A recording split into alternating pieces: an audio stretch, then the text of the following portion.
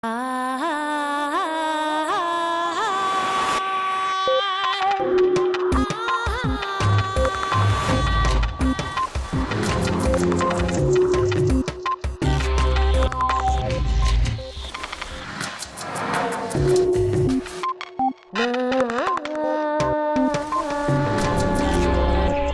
neandertales no están totalmente extintos. Todavía viven un poco en algunos de nosotros. Svante Paavo. Los antropólogos siempre han especulado que nuestros antepasados podrían haberse cruzado con los neandertales, pero nunca consiguieron demostrarlo. Quien ha logrado esa prueba es el genetista Svante Paavo, director del Departamento de Genética del Instituto Max Planck de Antropología Evolutiva, quien consiguió reconstruir el genoma del neandertal en el año 2010. En este capítulo de Redes, Paavo y Carras Lalueza Fox, investigador del Instituto de Biología Evolutiva de la UPF y del CSIC, explican cómo la genética permite reconstruir el pasado de los humanos. También hablaremos sobre los factores genéticos de la domesticación, otra de las especialidades de Paavo.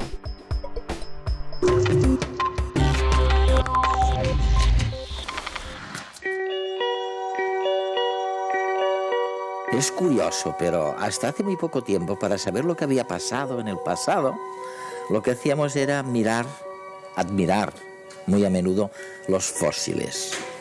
Y ahora, gracias a científicos como el profesor Paavo, lo que hacemos es mirar la genética, es ver realmente qué ha sido de los genes de la gente que nos precedió y de qué manera su genética determinó nuestra conducta. Es fascinante.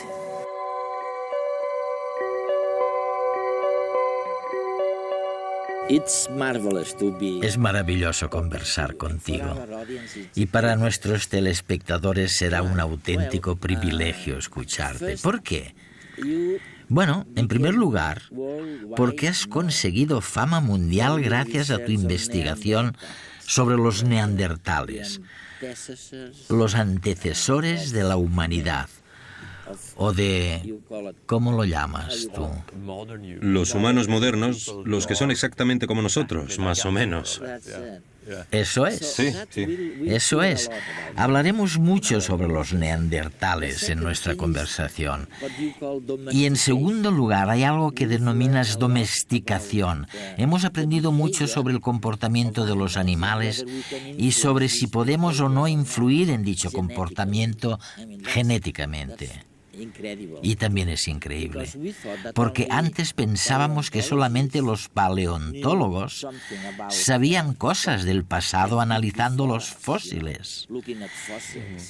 Pero ahora resulta que llegáis vosotros y decís que también está la genética, y que con la genética se puede saber mucho más que analizando únicamente los fósiles. Pero empecemos hablando, si no te importa, de los neandertales. ¿Qué hemos descubierto de ellos que no sabíamos antes? Ante todo, hemos aprendido que tenemos un antecesor común. Tanto los neandertales como nosotros tuvimos un antepasado común hace unos 300.000 años. Luego, cuando los humanos modernos salieron de África, se encontraron con los neandertales y se cruzaron con ellos, tuvieron hijos, y esos hijos se incorporaron a la población de humanos modernos. Lo increíble es que encontramos esa contribución en todos los humanos modernos que viven en la actualidad fuera de África. Es decir, no solamente en Europa y Asia Occidental, donde estuvieron los neandertales, sino también en China, en los nativos americanos, en Papúa Nueva Guinea. La explicación que sugerimos para este fenómeno es que cuando los humanos modernos salieron de África, se encontraron a los neandertales. Suponemos que en Oriente Medio por primera vez, y hubo cierto cruzamiento, de modo que la contribución de los neandertales a nuestro ADN se transmitió a los humanos que luego se marcharon a China, a Papúa Nueva Guinea, de modo que todas las personas que están fuera de África en la actualidad tienen alrededor de un 2,5% o así. ¿De qué? De proporción en nuestro genoma. ¿Del neandertal?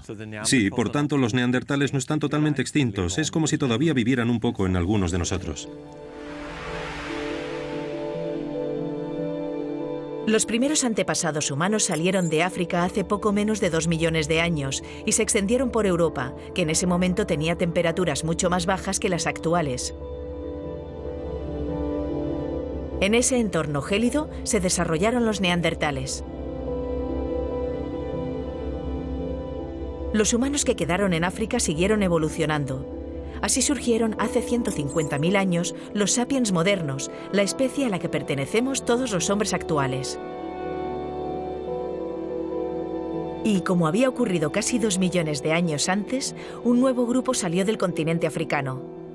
Hace 90.000 u 80.000 años siguieron el camino de sus antecesores y se encontraron en Oriente Próximo con los neandertales, con los que se cruzaron y tuvieron descendencia.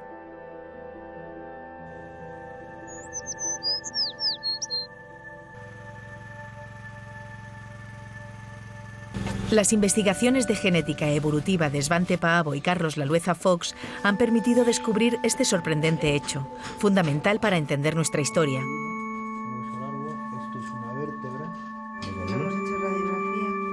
Hasta hace poco se creía que éramos demasiado distintos como para poder reproducirnos. Descubrir que somos más parecidos de lo que creíamos implica redefinir el concepto de especie humana.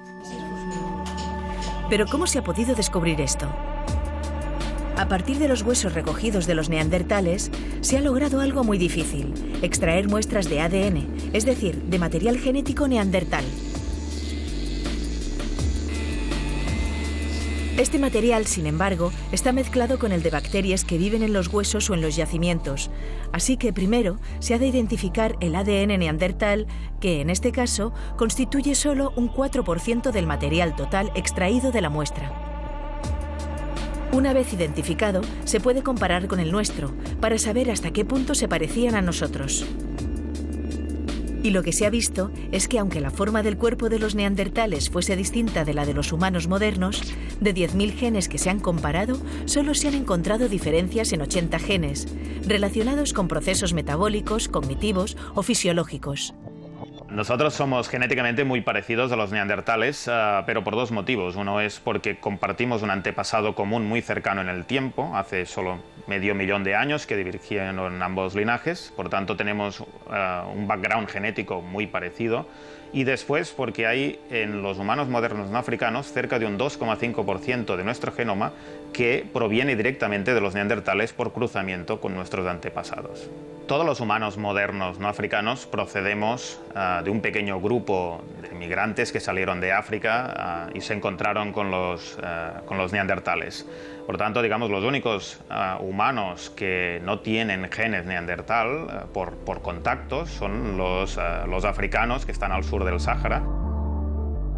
Aunque pueda parecer curioso, las diferencias genéticas entre un chino, un inglés y un indio del Amazonas son menores que las que hay entre 2 africanos subsaharianos de regiones distintas. Sabemos lo que ocurrió con esos africanos que conquistaron el mundo. Nosotros somos sus descendientes. ¿Pero qué pasó con los neandertales? La extinción de los neandertales es un tema controvertido en el cual hay opiniones diferentes. Yo creo que en realidad no es que fueran cognitivamente inferiores a los humanos modernos, sino que sencillamente tenían una estructura demográfica distinta. Formaban pequeños grupos familiares muy dispersos en un territorio enorme y en cambio nuestros antepasados entrando en Europa hace 40.000 años probablemente tenían una estructura demográfica mayor con redes sociales más interconectadas y que esta pequeña diferencia, ya digo, exclusivamente demográfica probablemente conllevó la desaparición de los neandertales en unos miles de años.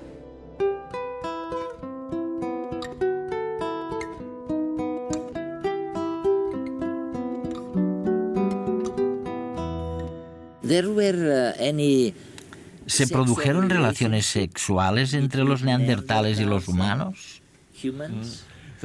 Este tema se ha debatido mucho durante los últimos 20 o 30 años y ahora que hemos podido determinar la primera versión del genoma del neandertal, hemos podido abordar la pregunta directamente analizando a las personas de hoy en día y preguntándonos si tenían pedacitos de sus cromosomas, de su ADN, procedentes de los neandertales. Y la respuesta es que sí, los tenemos. ¿Hubo, por tanto, relaciones entre ambas especies o eran la misma especie? Yo intento evitar el uso de esta palabra porque, en cierto modo, no tenemos una buena definición de lo que es una especie. Es verdad. Nosotros preferimos describir la historia de la población, explicar sus orígenes, cómo se cruzaron, pero dejar que cada cual decida si quiere llamarlo especie o no. Y si sabemos algo ahora, ciencia cierta, como dices, es gracias al genoma, gracias a que habéis recuperado el ADN que pertenecía a alguien. ¿De verdad? ¿A quién? Bueno, ¿a una hembra? sí, hemos secuenciado el genoma del neandertal principalmente a partir de 3 pequeñas piezas de hueso. Mira, tengo una copia de uno, si lo quieres ver. Lo encontraron en Croacia. Esto lo encontraron en Croacia. Sí, sí, sí. Y pertenece a una mujer neandertal. ¿De qué parte del cuerpo procede esto? Es una tibia, el hueso de aquí. Y como ves, es un pedacito triturado y muy pequeño. Probablemente sea porque a esta persona se la comieron. ¿Eso fue hace, qué, 38.000 años? Sí, la datación por carbono es de 38.000 años. 38.000 años, así que realmente éramos caníbales, ¿eh? Sí, evidentemente, no sabemos si tal vez había otro motivo relacionado con un ritual para despellejarlos. Pero es razonable suponer que a estos ejemplares se los comieron. Sí. Oye, ¿y hay alguna posibilidad de clonar un neandertal? Muchos me lo preguntan, y la respuesta que siempre doy es que no. Cuando recuperamos el ADN de esa época, está degradado, químicamente modificado, y no hay modo alguno, ni lo habrá en el futuro, en mi opinión, de reconstruir todo el genoma. Y por supuesto existe también un enorme problema ético. No se puede crear un ser humano pensante por pura curiosidad científica, ¿sabes? Es algo que jamás se hará. Incluso así, imagino que no se puede reconstruir o hacer que una célula humana sea como la célula de un neandertal, porque no tenemos el genoma completo ni acabado. Pero, ¿qué pasa con otros animales? Muchas personas se plantean volver a la vida a los mamuts, por ejemplo. Creo que cabe imaginar que en el futuro sepamos qué genes provocan que los animales sean peludos o estén adaptados al frío. Y se podría modificar una célula madre de elefante para crear un elefante de pelo largo y más adaptado al frío. Pero no será un mamut real, únicamente tendrá algunas características del mamut. Esto sí que es imaginable, en mi opinión. Pero el ADN del mamut que encontramos en el suelo helado del permafrost está degradado en pequeñas piezas, etc. Por tanto, la secuenciación de todo el genoma nunca será posible. Gracias a Paavo, hemos demostrado que nuestros antepasados se cruzaron con los neandertales. Esa confirmación no ha hecho más que incrementar nuestra curiosidad. ¿Qué tipos de seres eran aquellos? Sabemos que eran corpulentos, que estaban mejor adaptados al frío que nosotros, pero quizá también eran menos inteligentes. ¿Podrían hablar? Quizás sí. Lo sugieren las investigaciones de Paavo, que demuestran que compartían con nosotros un gen asociado al lenguaje.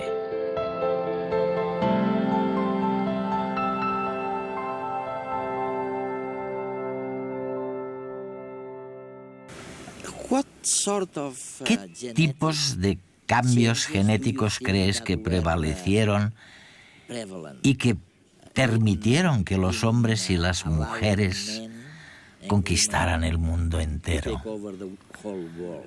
¿Qué nos hizo diferentes, si es que hubo algo? Estoy completamente de acuerdo en que una de las diferencias fundamentales entre los humanos totalmente modernos y todas las formas anteriores radica en la colonización del mundo. Las demás formas arcaicas de humanos dejaron África hace 2 millones de años y durante todo el tiempo que existieron jamás llegaron a América, ni a Australia, ni a Madagascar. Mientras que los humanos modernos salieron de África permanentemente hace 50.000 años y colonizaron cada pequeño fragmento libre de tierra. Llegaron a la isla de Pascua y a Hawái. Ahí ocurría algo muy distinto. En parte tuvo que ver con la tecnología, por supuesto, con la habilidad de construir barcos y embarcaciones y viajar sobre el agua. Pero creo que también hay otro elemento que es casi psicológico. ¿Cuántas personas tuvieron que embarcarse por el Océano Pacífico y desaparecer antes de encontrar la isla de Pascua? Y los neandertales, por ejemplo, vivieron de 3 a 4 veces más de lo que nosotros hemos existido en este planeta. Pero no hay ningún indicio de que jamás cruzaran las aguas si no veían tierra al otro lado. Por eso a veces digo que estamos locos. Nos pasó algo raro porque ellos se portaban de un modo razonable. No es razonable cruzar el océano si no ves que hay tierra al otro lado. Pero hay que hacerlo y hay que hacerlo una y otra vez. Ahora vamos incluso a Marte, así que jamás nos detenemos. Creo que a nuestro cerebro le falta un tornillo, realmente.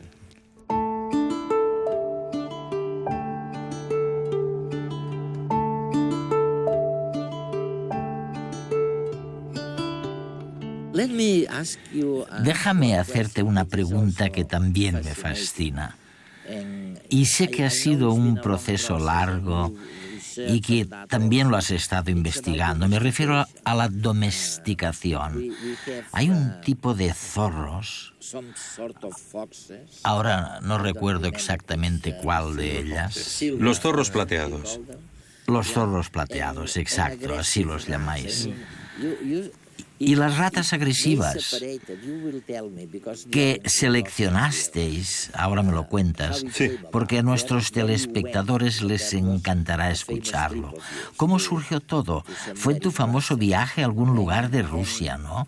Allí te lo contaron y viste con tus propios ojos que estos ejemplares, estas ratas o estos zorros, podían volverse agresivos o tan mansos y dóciles como para lamerte la mano.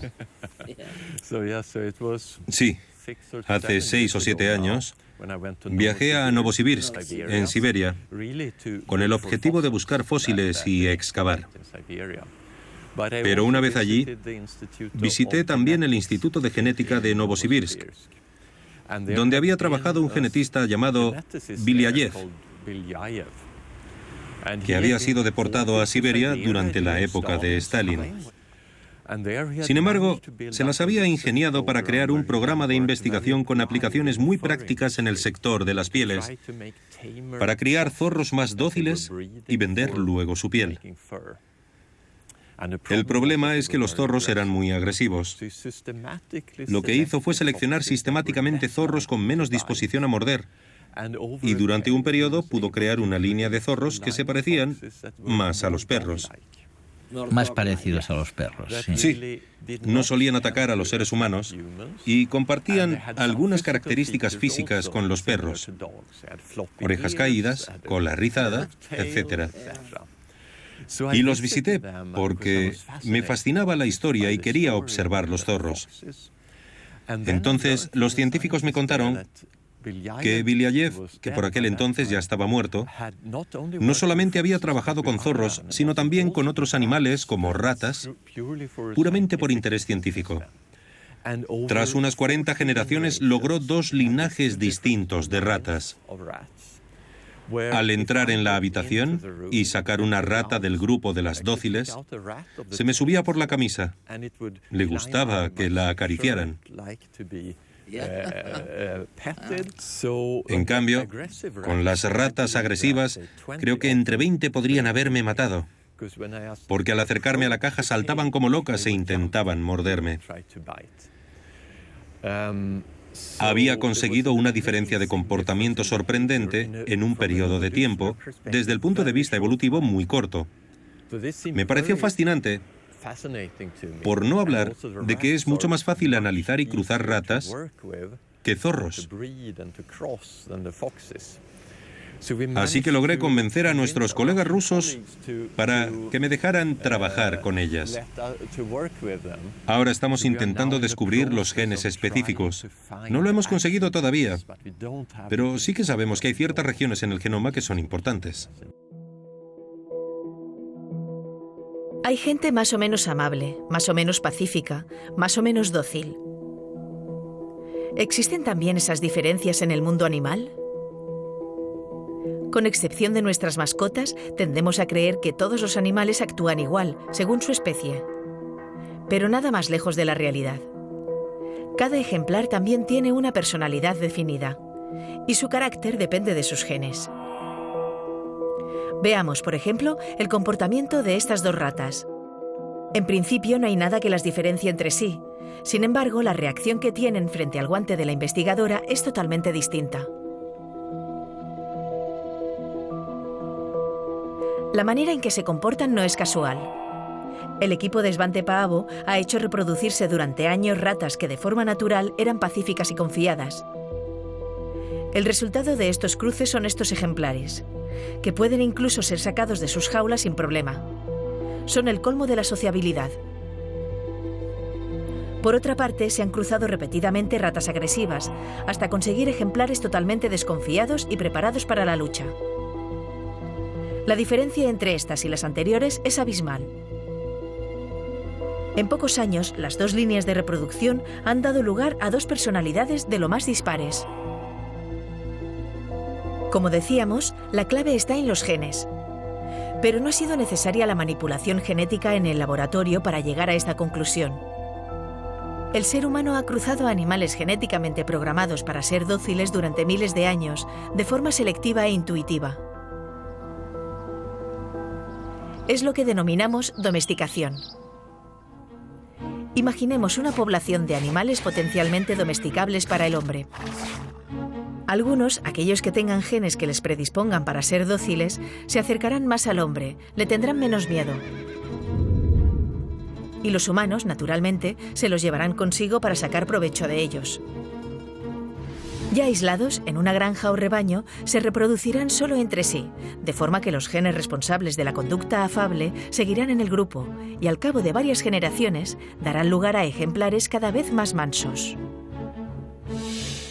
De esta forma aparecen nuevas especies, las especies domésticas. Pero al contrario de lo que se creía hasta hace poco, este proceso no requiere de miles de años de cruzamiento. En los años 70, el científico ruso Belayev lo demostró consiguiendo obtener en tan solo 20 años zorros domésticos mediante el cruce de ejemplares seleccionados por su escasa agresividad. Lo curioso del caso es que no solo eran más obedientes y mansos, también poseían otras características. A nivel fisiológico, producían menos hormonas relacionadas con el estrés y podían reproducirse durante todo el año.